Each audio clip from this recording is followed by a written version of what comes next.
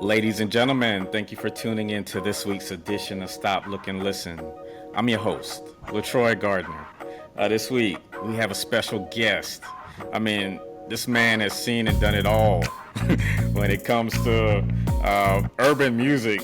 You know, pretty much the last, what we going to say, 50 years, Mark? Oh, yeah, 40. 40? Okay, we'll say 40 then. Um, he's agent to the stars, founder of Celebrity Talent Agency, author of the show Must Go On, backstage stories of a hip hop agent. Yeah.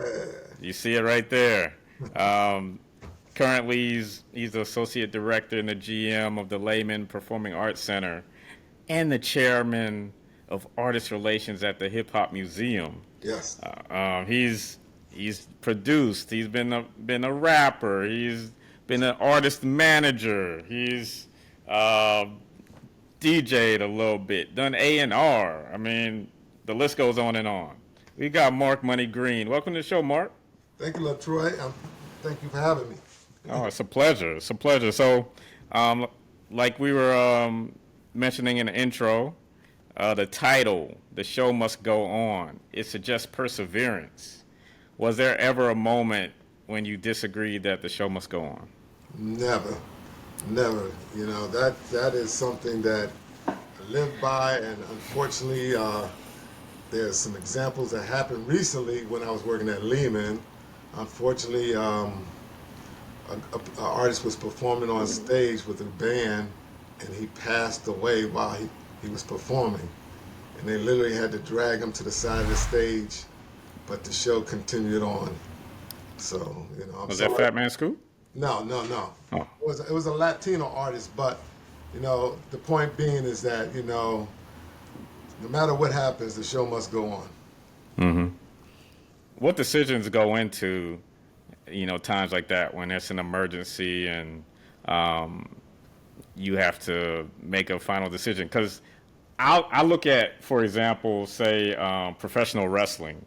Like there's examples there where wrestlers like a Chris Benoit, you know, was found dead and they didn't know all of the particulars, you know, before they had a live event. But Vince McMahon would say the show must go on. But then in hindsight, a lot of people involved was like, I wish we had canceled the show.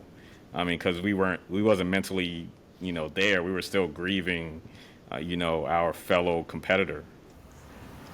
Yeah, I mean, it's hard. You know, I think back when Whitney passed away too, and during the Clive Davis party, and they had to make a decision whether they were to continue with the party or not.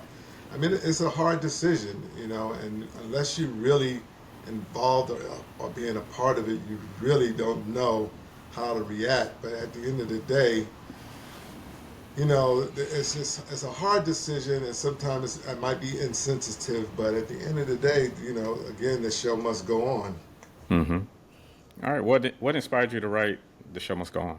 Well, you know, I wrote it because a lot of times I would talk to people. They didn't know what I did. Some of them thought I was a promoter. Some say, "Oh, he does this," you know, and eventually, you know, all the things that I've done in this industry has affected me, you know, not only mentally or physically, but it has also been a part of what we do. And I wanted to tell my story from my perspective of what happened to me and how things happen in the industry, how I resolved them, how some things, you know, you weren't able to really resolve at all.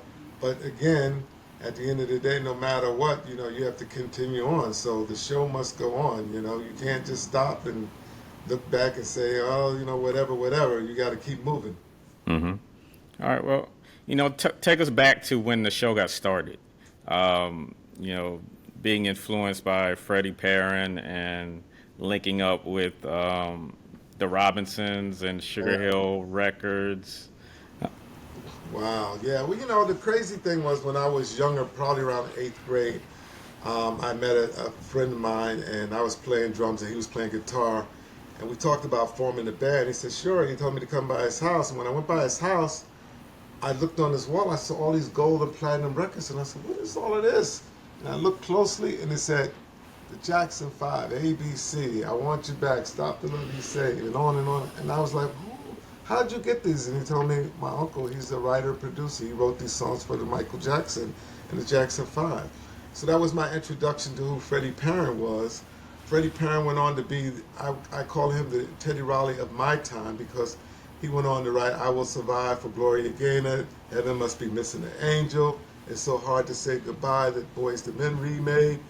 I mean, the list goes on and on and on. He did, part of the Saturday Night Live soundtrack, and also worked with New Edition before his death.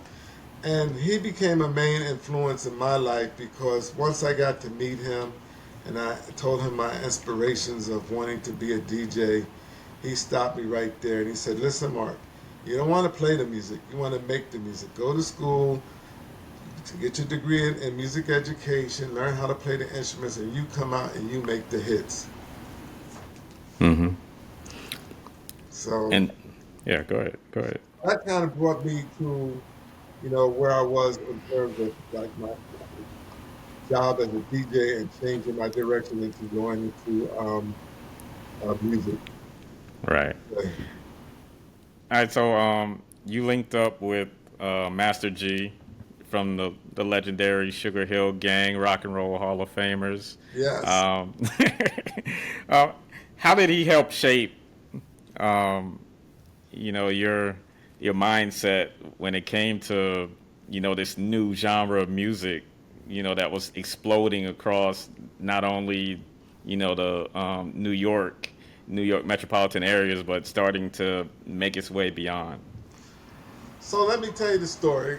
I'll give you the short version. So Guy and I went to high school together. He was a freshman. I was a junior at the time when we met. Mm-hmm. I had been DJing around the area for a while.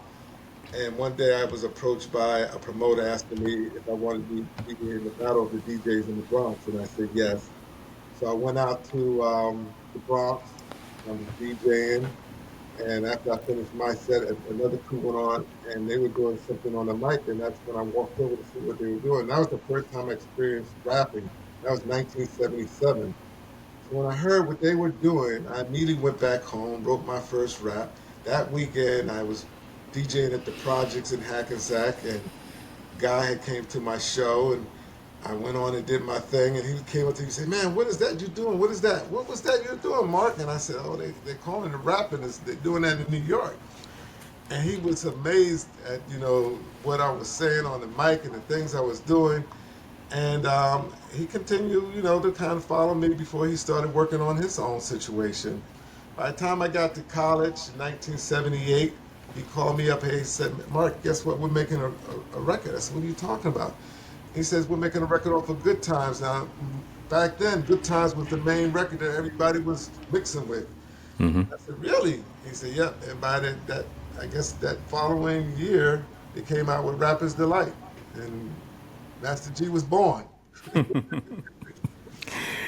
right, so I want to ask you about the art of pivoting, because you've clearly mastered that, Yeah. no pun intended, throughout your career. So, going from, rapping and DJing to going behind the scenes, like, was that intentional, or when did you realize that working behind the scenes would provide you with more longevity? Maybe not as much fame, but longevity to where you could pivot as many times as you have successfully? Well, I realized that when I realized I didn't have the talent that I thought I had to be a rapper. By the time I got my freshman year in college, the whole tri-state area was DJing and rapping. You had people, by then, we're talking 78, everybody in the tri-state area was coming down there DJing and rapping. And some of these guys were just talented. They were really talented. When we came up and when I was doing it was just fun. It was like playing the dozens, da-da-da-da, you da-da-da-da, and I'm this and I'm that, and that was it. Nobody even thought about making money. Nobody thought about a career. It was just something we did for fun. But, as we got older and like I said, when we came down to Virginia, where I went to school, they were coming up with some real stories and some real lyrics. And by that time, I decided, I don't think I want to be a celebrity anymore. I think I'm going to go into behind the scenes and work my way from there. Uh-huh.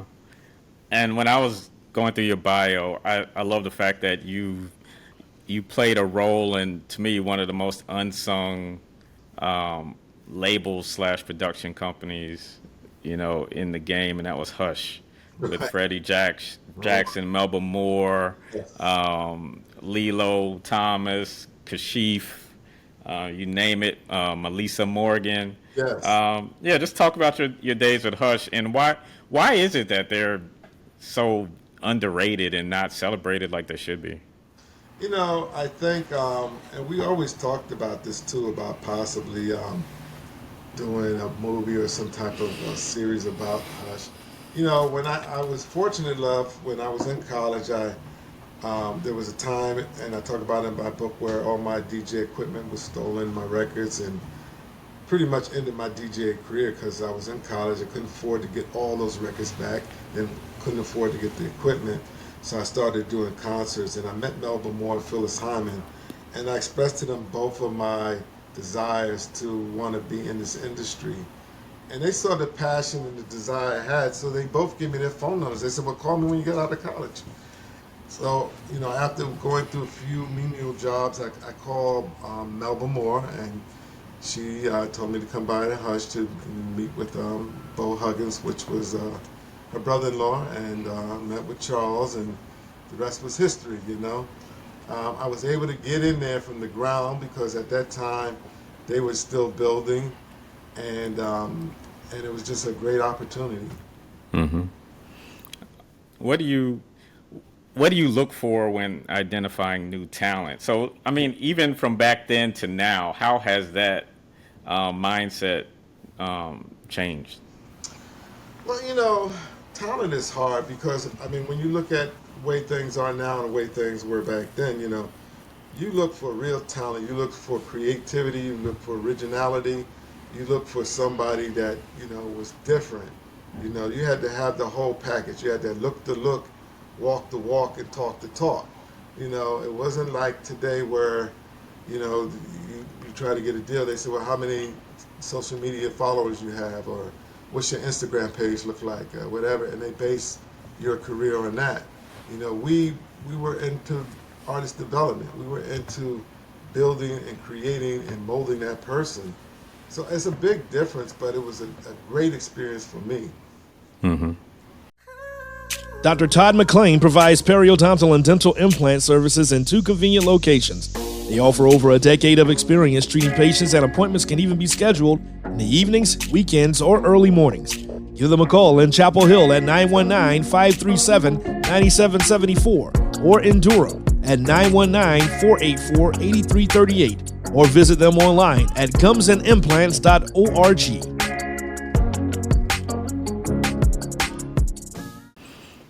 Yeah, I can only imagine, say, like a Prince, someone asking him how many social media followers he has, as private as he was. Yeah. So how did that business relationship get off the ground with Prince? Well, I have to give it all to Londell McMillan, Prince's attorney. At the time, Prince wanted to start his own distribution company and label, and a friend of mine by the name of Keith had introduced me to Londell, and I came in and assist Londell on building that company, and through that, my relationship I developed with Prince through Londell. But there's not a lot I could talk about that because of the confidentiality that I had to sign, but Yeah. say it was a great experience. He is definitely was a visionary, a person who just, I mean, it was an honor for me because I just always admired him. So, Uh-huh. Yeah, me and my wife, we were in Minneapolis back in July, and we were able to tour Paisley Park. And, we were just amazed at the attention to detail yes, that he had, where it was like every room, just brought exactly some kind of creativity out of him. right. Whether it was a Purple Rain room or a room for controversy or a room for, diamonds and pearls. It was just, You know, yeah, the crazy thing about that is I remember when I went to meet him and he was showing me around Paisley Park, I was like, this guy got like a room for everything. He's got the jazz set up, he's got yep, the arena set up, he's got the small theater set up. There yep. were like different setups throughout Paisley Park. And then, you know, wow, like you said, it was just kind of like crazy to be able to just walk in there and a whole different element of things were going on. Uh huh. All right, so another icon, Yes, um, that you signed, and that was Will Smith, DJ Jazzy Jeff and the Fresh Prince. right. Um, hey, did you envision that this young man from West Philadelphia had this much talent in him as far as being arguably the biggest star in Hollywood and winning the first hip hop Grammy and all of that? You know, it's crazy when I think about it because, you know, I look back in 1986 when I signed him as an agent, and I don't know what it was. Something had to be something about him because not only did I save his first contract in the letter when I gave him his first show, but I also had his business card. And I recently met him, probably hadn't seen him in 30 some years, and he was in total shock when I presented all that to him. He couldn't even believe that I still had his business card, you know, from all these years. And the crazy thing was, I don't know, there had to be something that was really intriguing about him for me to just want to keep that information. Because I didn't keep it with everybody. It was only like 3 people information I kept. It was him, Roxanne Shante, and another artist. But Mm-hmm. I guess he must have made a very good impression on me. Yeah. And we get to hear Roxanne Shante every day on Rock the Bells Radio on Sirius XM. Shout out to LL for providing that platform to where our legends can still receive the recognition. Now let's get into your work with the Hip Hop Museum and like just how hard it was to get it off the ground. Like because I was hearing for years like there's a hip hop museum coming, then it's delayed and it's here now. Like just talk about the challenges of one, getting all of the artists involved, getting their memorabilia, getting support from the government, the whole nine. Well, that part I have to, give all thanks to Rocky Buchanan because it was Rocky's vision, his dream, and he made it happen. I didn't deal with any of the political or any of the fundraising or any of that stuff. That was all Rocky. For the most part, my job was to deal with the artists, trying to get them engaged and involved in, helping us build this dream, by reaching out, getting artifacts, by getting them involved in some of the shows that we had to try to raise money. So that was kind of my position with this, Again, I would love to try to get the younger people involved because this is their future, this is their legacy. And the problem is I don't think they see it, These guys are making millions of dollars, just a few dollars here, drop off some of, your merchandise, some of your artifacts that we can use for the museum would help and go a long way. But again, I think artists, the newer artists don't really understand and appreciate what this museum is going to mean, not only now, but going forward. Mm-hmm.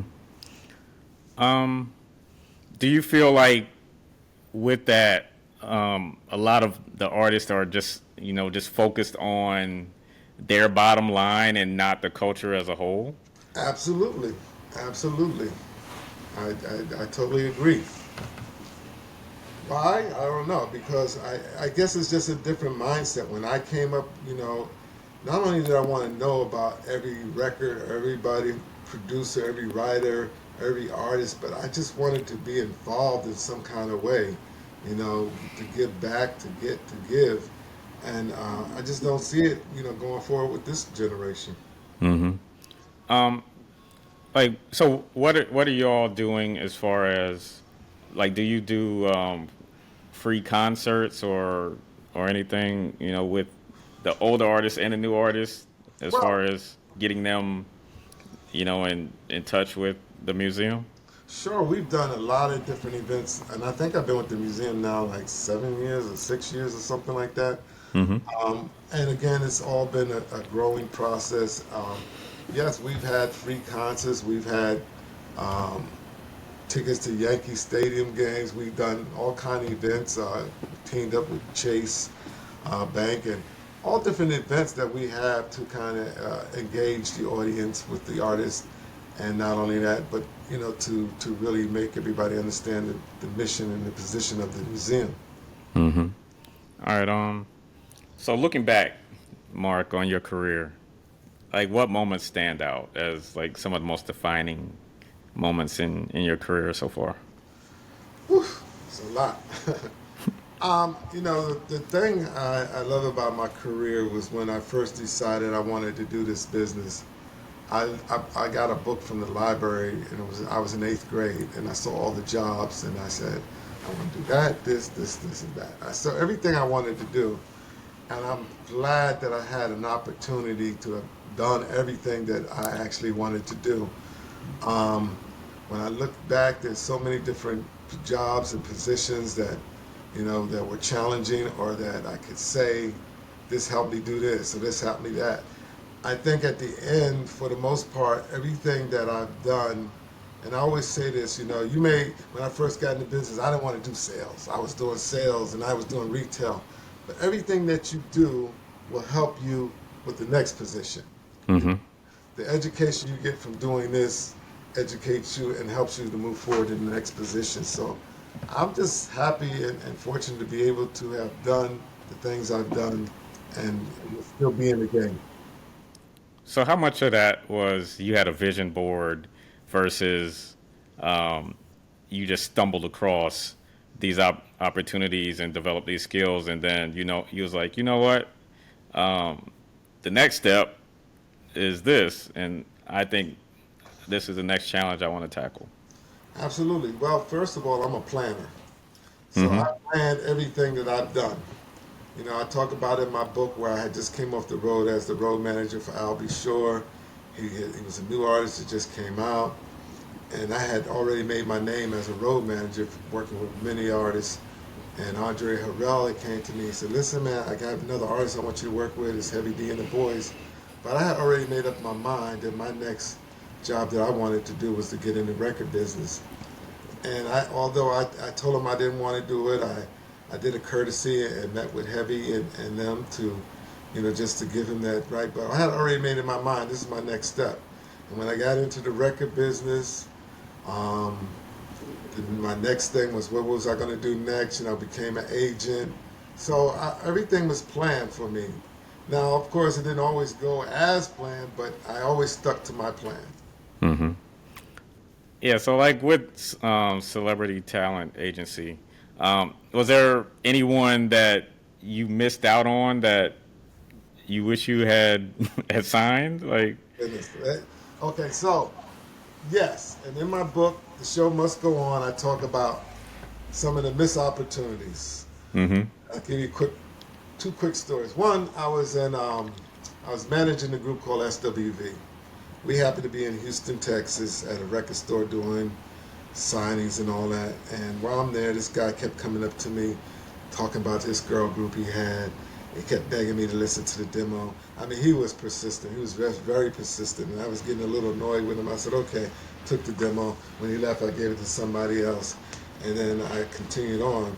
I think it took me about 2 years later when all of a sudden this group came out from Houston. I said, wait a minute, girl group from Houston.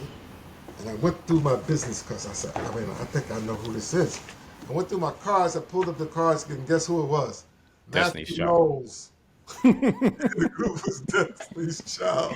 Damn, I blew that one. Oh yeah, you'd still be you'd be celebrating a Grammy right now. Absolutely. And the second one was a guy. It was 1985. I was managing a group called the Boogie Boys. We were on the road in Miami, Florida doing a show. This guy kept telling me he wanted to be a singer. He invited me to his house. We sat down. We ate dinner with him and his wife. Talked about blah, blah, blah. He gave me his tracks. I said, okay. Never listened to it. Years later, and this guy ruled the music business probably for like 15 years, okay? He became the #1 dance hall music artist. His name was Stevie B. Mm-hmm. And he became that freestyle dance hall artist. And I looked back, I said, man. And there were a few more missed opportunities. April Harris, a friend of mine, I met her at Howard University. She gave me her tape, and she ended up becoming a group called, they had the song Heartbeat, Sweet Sensation, I think. So, I say that to people that's listening, don't miss out on those opportunities. When people want you to listen to them, get a tape, listen to those people. You don't never know when that jewel or that gem is going to be right there in your hand, and you can make many, many dollars. Uh-huh. All right. Now, do you learn more from your wins or your losses? Of course, my losses, and I say that because, in order to win, you gotta understand, what it is to fail, and I think by when you fail and you're I guess in a situation where you can sit back and look at what made you fail or what made you lose, and you take all that in, it gives you a better perspective on how to win. Mm-hmm. What do you find most rewarding in this journey, and how do you maintain that fire to keep going? Like, do you see the end coming anytime soon? Listen, it's the passion, it's the desire. This past weekend, I got a chance to work with Megan Good, the first time I worked with her. And, I always admired her, but it was an opportunity. And I do what I do. I did my job, and then at the end of the day, I think her manager texted her to say how was everything, how did everything go? And what made me appreciate and to feel what you're asking, she texted back and said, Mark was excellent. He is absolutely our favorite. Talking about her, the sister said he is absolutely our favorite. So that stuff like that just gives me pride and makes me continue to do what I do. Mm-hmm. All right. So and we have the book, The Show Must Go On. What else is next for you? Woo. I'm just going to continue on, and LaTroy, I'm going to continue doing what I do, try to make some things happen, stay humble, and try to help as many people as I can. Do you feel like, well, we'll jump to the parting shots. Like, what's the key to sustainability as far as continuing to reinvent yourself, but also, have the Megan Goods and other artists or entertainers, come to you and then tout your services? Like, to someone that's breaking into working behind the scenes in the industry, just give us some keys to that. Well, I think you have to take that saying, the jack of all trades, and make it a master of all trades. You have to continue to really, in order to stay in this game, you have to be able to reinvent yourself. Nothing is, especially in entertainment game, there's no longevity in this game. There's no direct way to get to the top. You have to utilize everything that you know, continue to read, to study, to really, just be perseverance in what you do in this game. And that's the only way you're going to continue to stay in it.